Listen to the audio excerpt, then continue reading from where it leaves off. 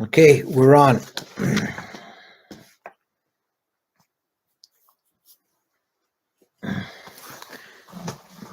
Getting ready to start in a couple of minutes. Hope the sound is working okay this week.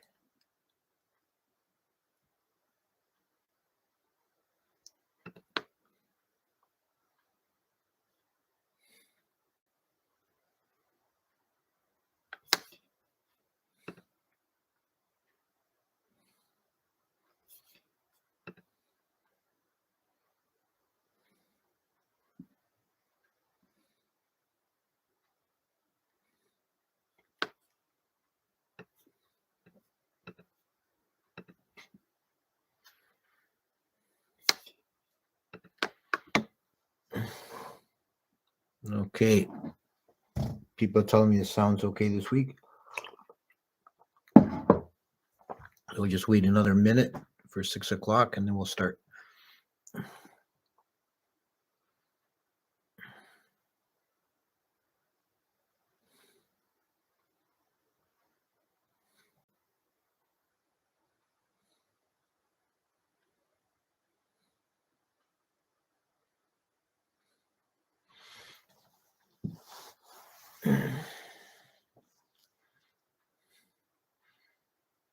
Okay. Namo tassa bhagavato arahato samma sambuddhassa.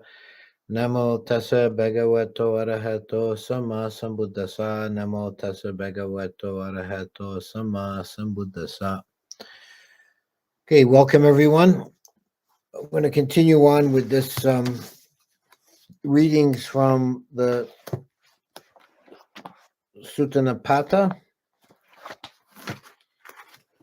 I'll be using a Bhikkhu Bodhi's translation. We're going through the chapter 5 of the Sutta Nipata, which is the chapter on the way to the beyond, the Pārāyanavagga, which begins with 16 Brahmin students coming to see the Buddha with a concern sent by their teacher. And the Buddha pretty well dismisses the teacher's concern pretty quickly. And then he goes through the 16 students and gives each one an opportunity to ask a question. And we'll start now with, we're doing 4 at a time. They're fairly short. Each one's counted as a sutta, and the whole thing together is called a wagga, or a chapter. So we're up to the 5th student, Dotaka, and he says this: "I ask you, Blessed One, speak to me of this," said the Venerable Dotaka. "I long for your speech, great Rishi. Having heard your utterance, I shall train for my own nibbana." "In that case, apply ardor," Dotaka said the Blessed One. "Be judicious and mindful right here. Having heard the utterance from me, you should train for your own nibbana. I see in the world of devas and human beings," this is Dotaka again, "I see in the world of devas and human beings a Brahmin owning nothing, traveling about. Hence I pay homage to you, O universal I. Free me, Sakya, from perplexity." He calls the Buddha the universal I as a kind of an honorific. It's an unusual one. It doesn't occur, as far as I know, elsewhere. And he addresses him as Sakya because he's of the Sakyan clan. And then the Buddha says something that's significant. He says, "I will not be able to free anyone in the world, Dotaka, who is still afflicted by perplexity. But understanding the supreme Dhamma, you will thereby cross the flood." So the Buddha first says he can't free anyone who's still in a state of perplexity or confusion. That's quite important, and it's a central point of the whole Buddhist teaching, that our liberation depends on ourselves. No one, no man or Dewa or Brahma or even the Buddha can free us externally. All the Buddha can do is to show us the way, but we have to walk the path ourselves. You will thereby cross the flood. Okay, then the dialogue continues with Dotaka saying, "Take compassion, instruct me, Brahma, in the state of seclusion that I can understand, just as space is totally unobstructed. Right here I would live, peaceful and unattached."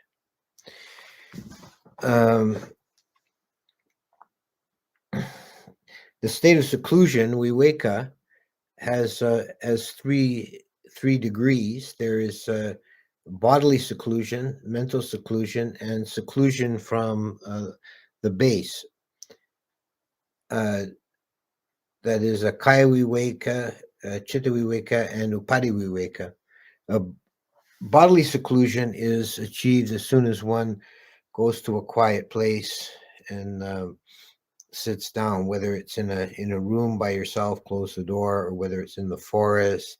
It's just secluding yourself from external distraction. That's sufficient for the first level.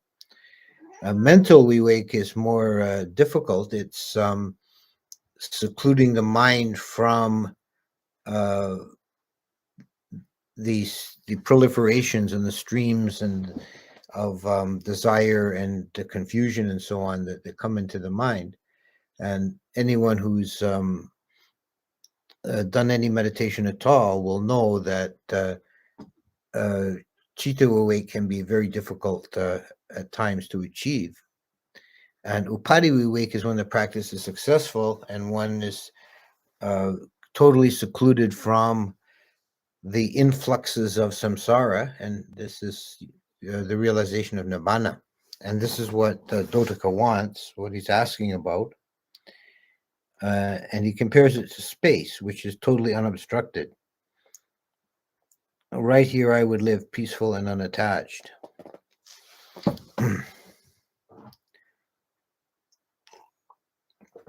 Can maybe do a short digression here on the Buddhist understanding of space. Is considered in some lists, it's considered an element. There's the 4 elements, but sometimes it goes to 6, adding space and consciousness. In the Sarvastivadin school, space was considered unconditioned along with nibbana. In the Theravada school, it's held not to be so, that space is either conditioned or non-existent or conventional. And space is considered in 3 aspects. There is conditioned space, is like when you dig a hole to make a well, you've obviously created a space that's obviously conditioned. Also, conditioned space would be when you meditate on the space kasina, and you create a space with your mind. Space, as we understand it conventionally, as the distance between points, is considered unreal. It's just a mental or mathematical abstraction without any basis.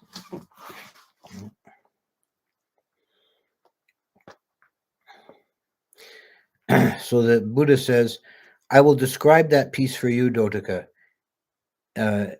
Seen in this very life, no matter of hearsay, having understood which, living mindfully, one can cross over attachment to the world. And I delight, great Rishi, in that supreme peace, having understood which, living mindfully, one can cross over attachment to the world. Whatever you comprehend, Dotaka," said the Blessed One. And this is the last stanza here, and this is the Buddha's actual instructions to Dotaka. "Whatever you comprehend, Dotaka," said the Blessed One, "above, below, across, and in the middle, having understood this as a tie in the world, do not create craving for various states of existence." So whatever one whatever arises to one's consciousness, whatever one cognizes and perceives in the world, whether it's internal, external, above, below, or in the middle, as it says here, to see that as a tie, as something, if it's a samsaric object, if it's a conditioned object, a sankhara, then it's something that if we cling to it, it will bind us to samsara, and we have to let go of it all, and not to create craving for the various states of existence. So we come into being, we come into rebirth through the force of craving for existence.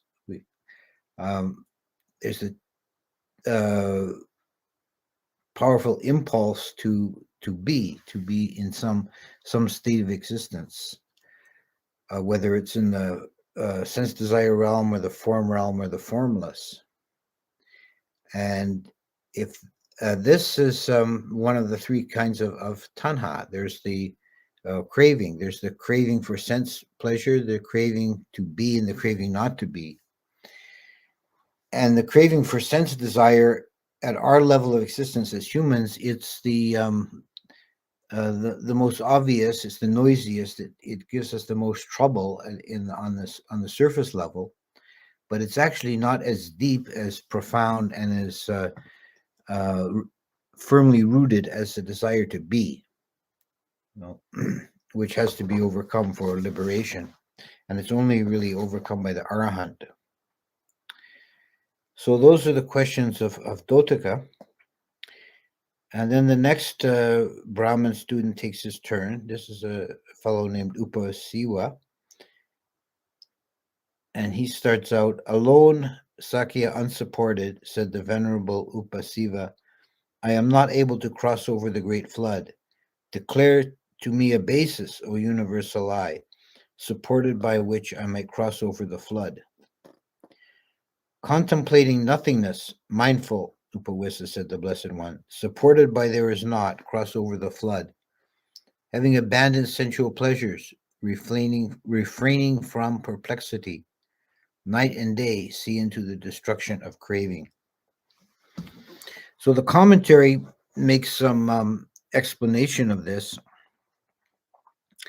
It said that this particular student, Upasiva, was a practitioner of the formless abidings, and he'd mastered the base of nothingness, kinchayatana, and that it's according to as it's laid out in the commentary, what it means by taking that as a support is to take that as an object, and on emergence from the state, and one sees the impermanence and unsatisfactory nature of even the base of nothingness, and then so in other words, it's using it as an object or a basis for insight, for vipassana, and then seeing through it and attaining to a nibbana. So this is obviously practice at a very deep level.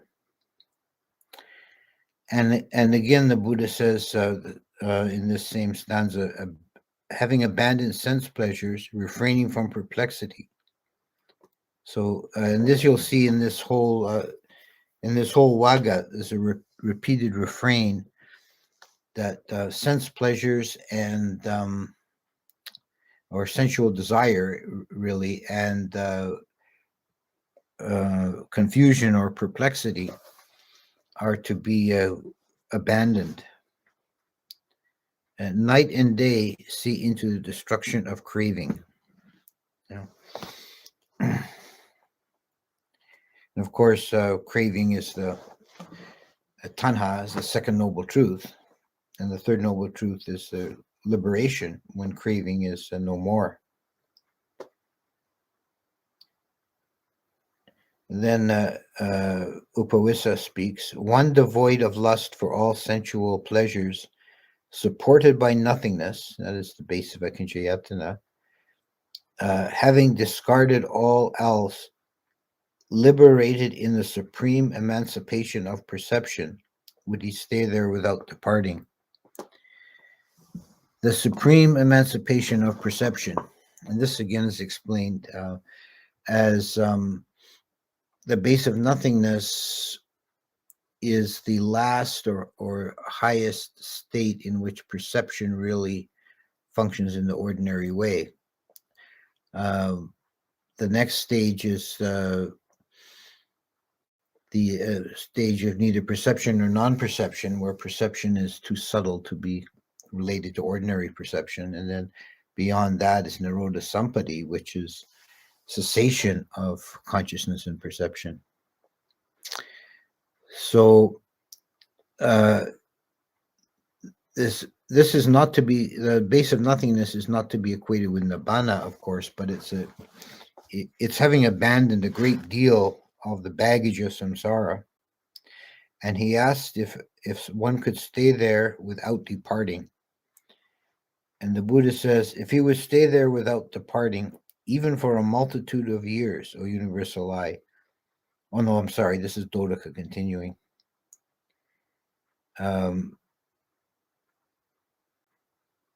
No, I'm sorry, I missed, excuse me, this because there's repetitions here and I look away, I missed the paragraphs. The Buddha's reply was, he basically repeats what Upawissa said and affirms it. He said, one devoid of lust for sensual pleasure, supported by nothingness, discarding all else, liberated in the supreme emancipation of perception, could stay there without departing. Then Dodaka says, if he could stay there without departing, even for a multitude of years, O universal I, would he become cool, liberated right there? Would the consciousness of such a person pass away? So again, the commentary explains that staying there without departing refers to one who is reborn into that realm. This is one of the four stations of formless rebirth, that is mind only. One can attain this as a meditation attainment in this life, realize the base of nothingness, but one can also be reborn into that state. And a multitude of years is, in the case of base of nothingness, is 60,000 kappas. So an enormously long time. One can stay there without departing. And then Dodaka's question, which I already read, was, would he become cool, that is, attain nibbana, liberated right there? Would the consciousness of such a person pass away? The Buddha says, as a flame thrown by a gust of wind goes out and cannot be designated, so the Muni, liberated from the mental body, goes out and cannot be designated. The distinguishment here is mental body is referring to someone in that state of nothingness. There's no physical body, and the mental body is considered to be the Chaitasicas. So that is feeling, perception, and mental formations.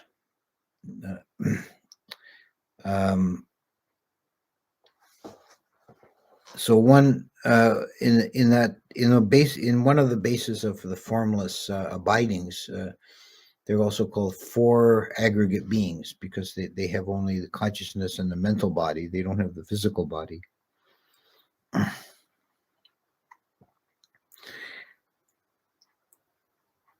And the Buddha says here, as a flame thrown out by a gust of wind, goes out and cannot be designated.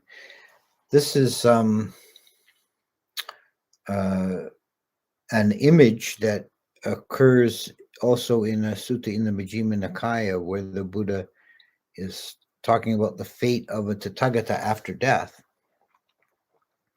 And he says, it's in answer to questions, he says the Tathagata after death, you cannot say he exists. You cannot say he does not exist. You cannot say he both exists and doesn't exist. You cannot say he neither exists nor not exists. And the questioner is perplexed by this, and the Buddha says it's like this fire. And I guess they were sitting outdoors by a fire. He says, if this fire were to go out, could you say the flame had went to the north, to the east, to the west, to the south? No, you would have to say none of these directions makes any sense. So it is with the case of a Tathagata after death.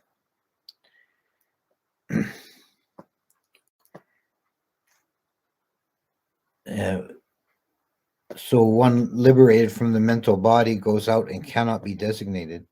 But how does one who has gone out, but does one who has gone out not exist? Or else is he intact throughout eternity? Explain this matter to me, O Muni, because the Dhamma has been understood by you. So this is the question of survival of the enlightened person after death. And for the worldling, for the unenlightened person, they always see it in terms of existence or non-existence. The Buddha's reply, there is no measure of one who has gone out. There is no means by which they may speak of him. When all phenomena have been uprooted, all pathways of speech have also been uprooted. And that's the end of this section. So that's quite clearly stating there the inexpressibility or ineffability of nibbana. There's no way to speak of it. We can't.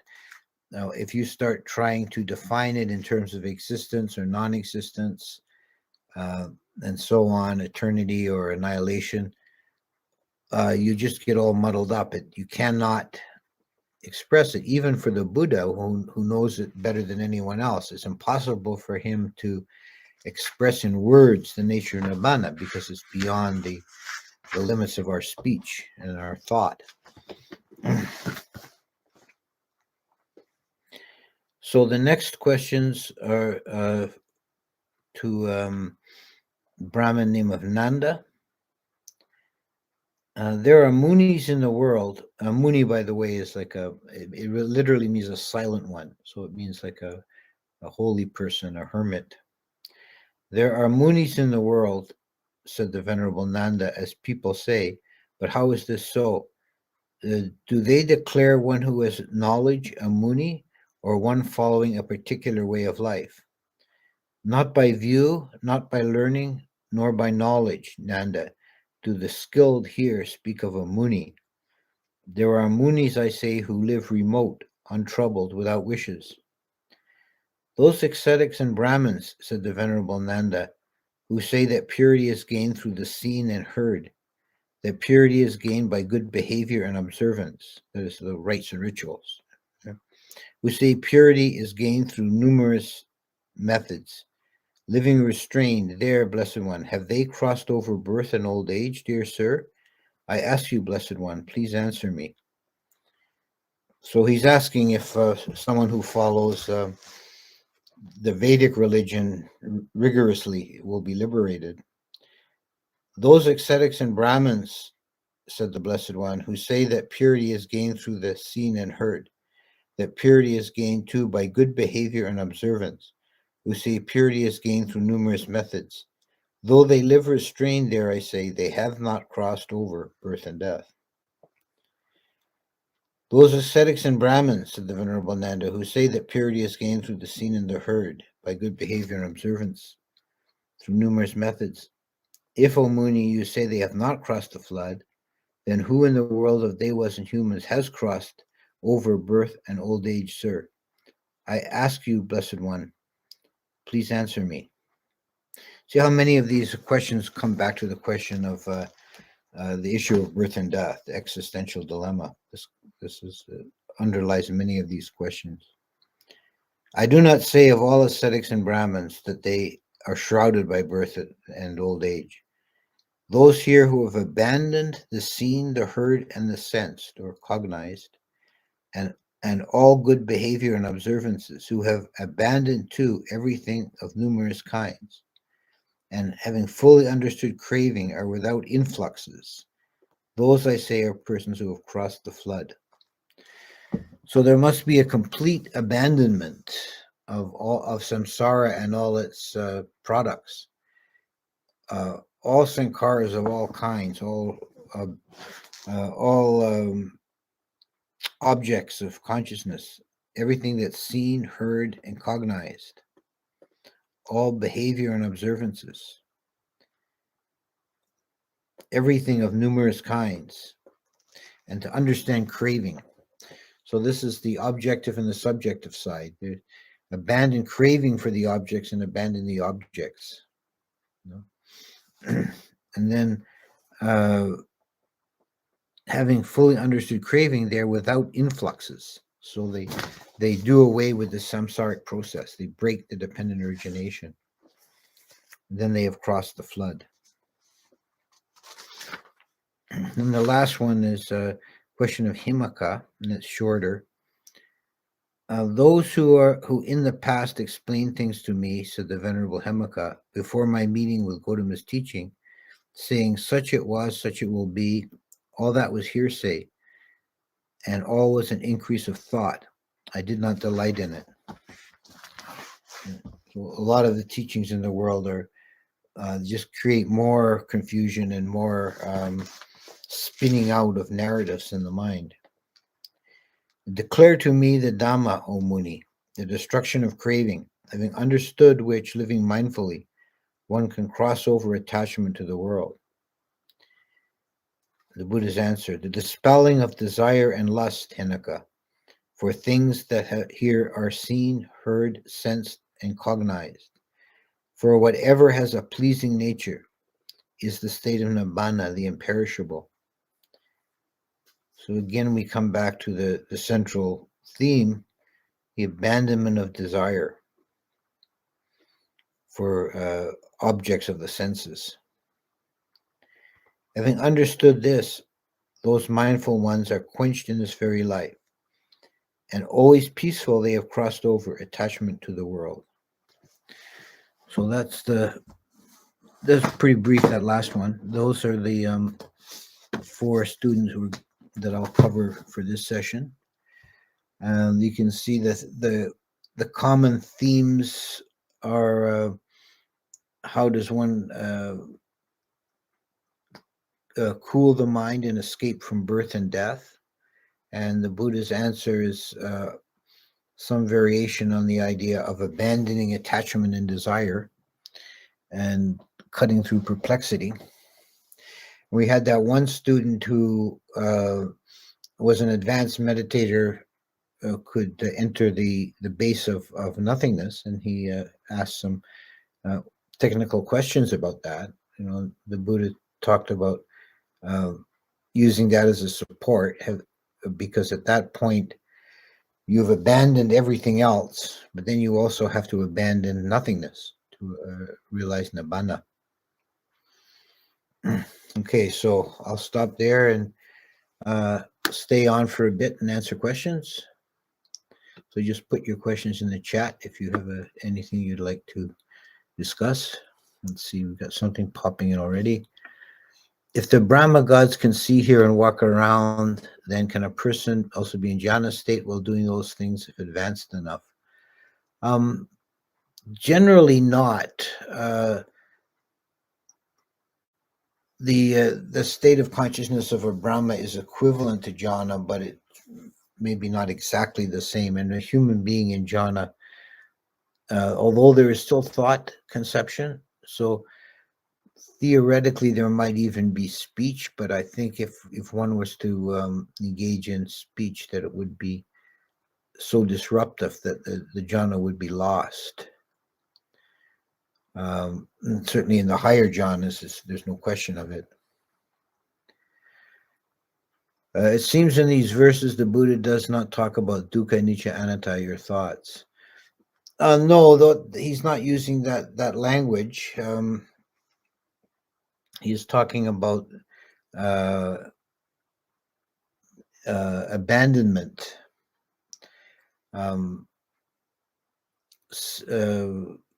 relinquishment. This seems to be the theme that he comes back to again and again. Abandon the objects of samsara. So you can see the Buddha can approach the questions, can approach the Dhamma from many different angles, and it seems to be the major emphasis he's putting on here is relinquishment, particularly of sense objects and sense desire, which are two different things. But also in that one case, the desire for being comes up, because one who's in a state of nothingness is not caught by sense desire at that time. While meditating about the four great elements, it struck me that always must be a fifth hidden out there, otherwise it would be no karma, and that element is volitional thought, which in other words is consciousness. Yes, consciousness is sometimes listed along with the four elements. The four elements refer to strictly the physical world, and the fifth element is consciousness, and sometimes the list includes a sixth element of space, which is really, when you think about it, required for the other elements to have to be displayed. He's talking about ending upadana, but the framework of what the mind uses to let go of this upadana is not explained in these verses. Did the three characteristics come later? I'm not sure of the chronology of when he first starts speaking about the dukkha, anicca, anatta. It certainly is found in separately in many places. Speaking about dukkha, anicca, anatta, and the three together come up in some places. I think in the Anguttara and the Samyutta. So that particular formulation, maybe you're right. Maybe it was a formulation later in the Buddhist life. Does the Pacceka Buddha have the 32 marks of a Mahaparisa like the Sammasambuddha? Yes. I think there's some difference in the marks. I don't recall the detail, but they do have the marks of a great man. How can Nibbana be deathless when consciousness is temporary? Is it like being in dreamless sleep? Well, again, you're in the same. You're in the same, coming from the same place as the Brahmin student who wanted an answer about the nature of Nibbana. It cannot be understood. It's neither being nor non-being. It's neither existence nor non-existence, or neither nor both. It's outside of our ability to speak of it. We can get a little closer to maybe understanding it if you think it's instead of thinking of temporary or eternal, think of timeless. It's outside of time, akaliko. Did the Buddha say about Devadatta that he become a Pacceka Buddha, or is it commentary? I think it's commentary. It is interesting that these Brahmins presumably were well versed in eternalism. Their tradition were very receptive to the teaching of Naroda. What are your thoughts? Well, this was actually something like this was discussed by Bhikkhu Bodhi in the introduction in his own writing. And he's of the view that these weren't ordinary Vedic ritual practitioners, but were more like samanas. And since a couple of we covered one today, a couple of the dialogues reference the base of nothingness, which is not really part of the Vedic tradition, but it's part of the samana tradition. They were probably somewhat outside the mainstream of the Brahmanical Vedic teachings. Whether they were completely outside and were Hermetic samanas is also doubtful, because they do seem to phrase things in a way that a Brahmin would, calling the Buddha a rishi and so on. But they were not just ordinary ritual priests. They were already, I think, profound meditators. Can artificial intelligence potentially realize in the Nibbana element? I think that's very doubtful. I don't think artificial intelligence could ever really even be conscious, in my opinion. Not gotten stuck by anything, he is truly quenched, he reached the far shore. So we could say Narodas, in a sense, is letting go of all views, and then Vimutti would occur simultaneously. Yes, all views, besides, but also all craving, views and craving. Um, that when it's actually Nibbana is closer than you think. It's as soon as you stop doing samsara, then Nibbana naturally manifests. You're doing every moment you're doing samsara by craving and confusion and views, and you just keep playing the game. You just keep running more and more through this maze of samsara, and you just stop. Then the only alternative is Nibbana. What are your thoughts on using mantra throughout the day to control your thoughts and still the mind? What is the best meditation technique we can use in everyday life? Yeah, I think that mantra can be used quite skillfully. It's quite a potent instrument for stilling the mind, to keep the mind from running off into endless proliferation of thought forms if you're running a mantra.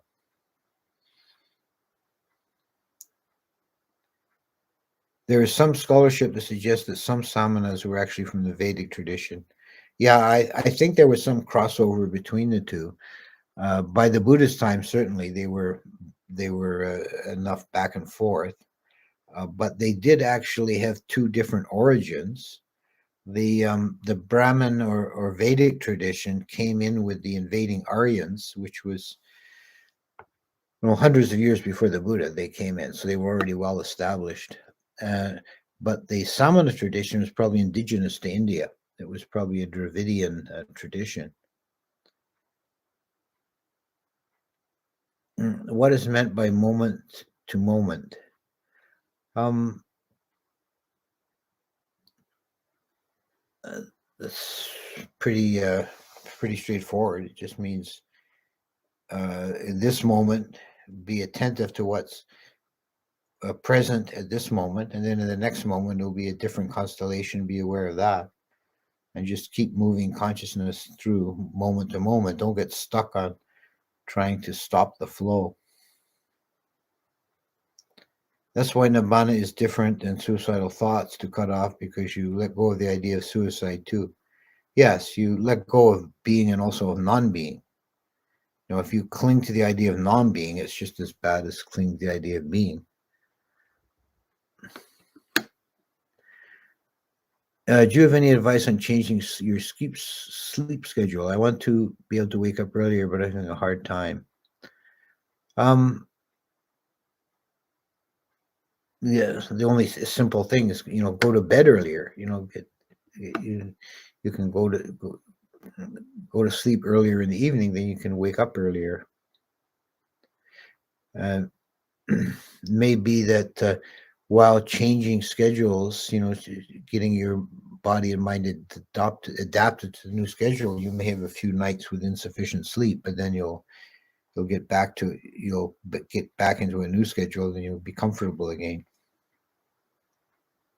Do you think there was a chronology to how we answered these questions? Some of the later questions seem to dwell more into sunyata, which may be more in the lines of the three characteristics.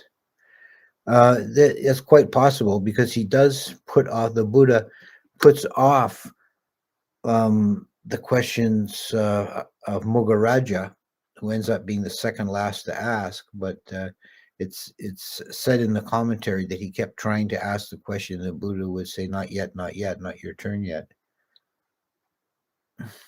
So he did seem to want to take the questions in a specific order, and that may be that progressive kind of order. What will be the duration of each moment? Very, very quick, very brief. There's a lot of discussion around exactly how long a mind moment is. What can uh, down at the most uh, rudimentary level. Abhidhamma talks about uh, single moments. It's hard to put a clock rate on it because they didn't have the technology or the understanding of time being measured the same way we do. So it's hard to make sense of it. But certainly a tiny, tiny fraction of a second. Do Devas and Brahmas have an ego? Do they think they are individuals separate from the whole universe? Yes.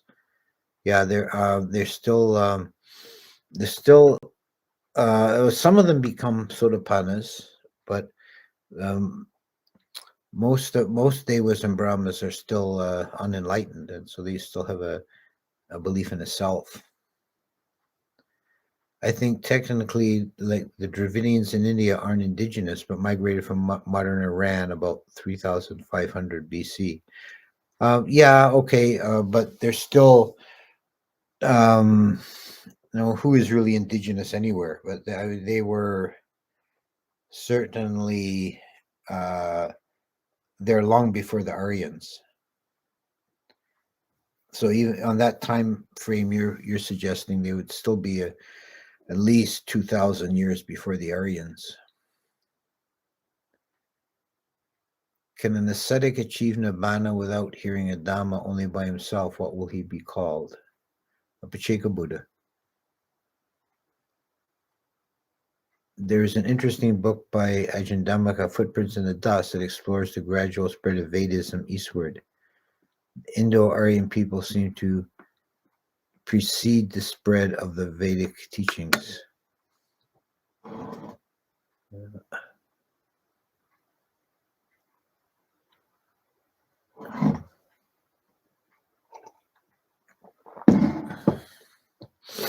Why is it to me that these questions that the Buddha answered in Sutta Nibbana are very different than the Buddha in later suttas?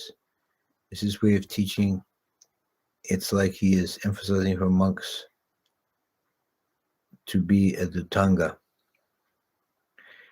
Well, he's in this particular sutta. He's not addressing monks. He's addressing these Brahmins or Samanas.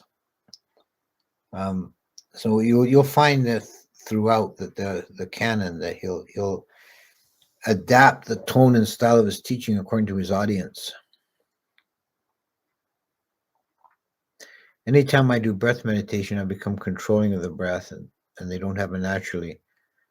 How can I let my breath stay automatic and not be controlled? Yeah, that's a problem some people have, and it's a difficult one. Obviously, when you're not meditating, you're not controlling your breath all the time.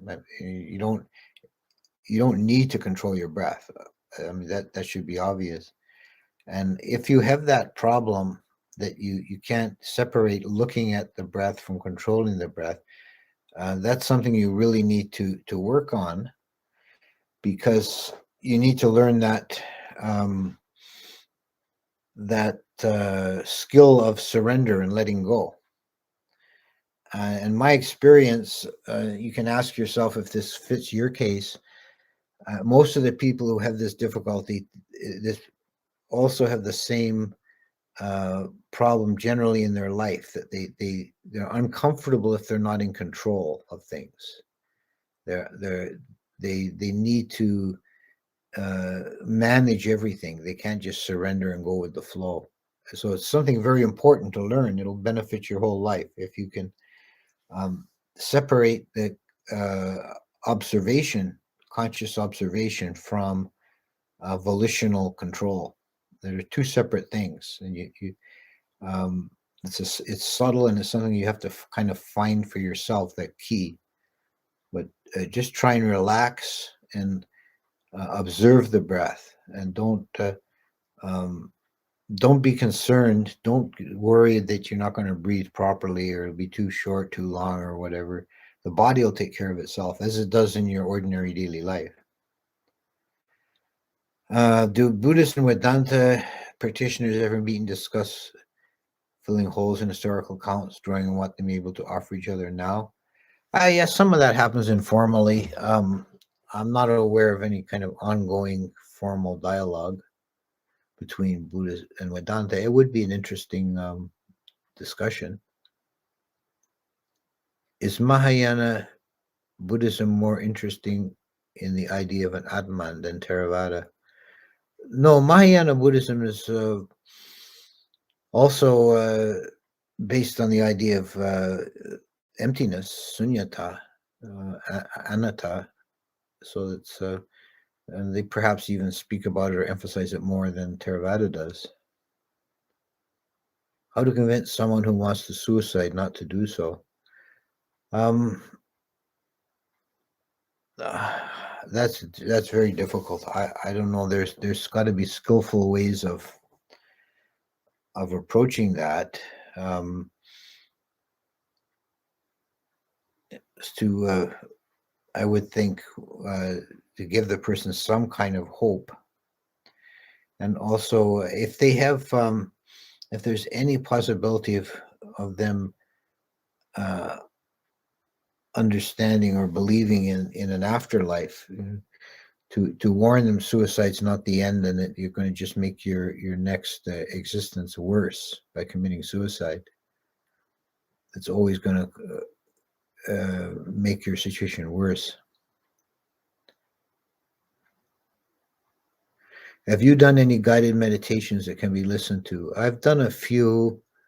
You can find on my website under Dhamma Talks, and then the section on meditation. You can scroll through it and find there's a few, I don't know, maybe 4 or 5 guided meditations in there.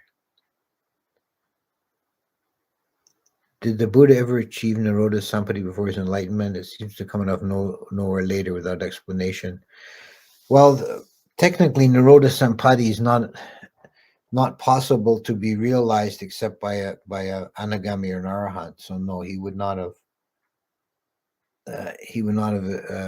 realized that before his enlightenment.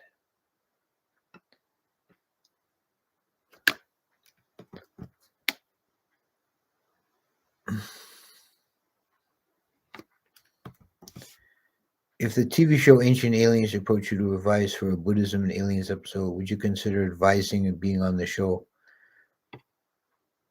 Well, I would consider it. I'm actually doing I'm doing something tomorrow evening, actually, with I've been asked to explain about Dewas and Buddhist cosmology to a UFO group, and it'll be on online.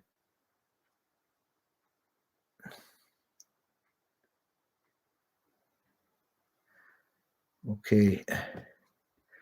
Okay, I think I'll let you all go for now. And this week was different. I did it today on Friday instead of the ordinary Thursday. It was just this week. I had an appointment I couldn't get out of. So, but we'll go back to the Thursday schedule next week. Someone's asking about the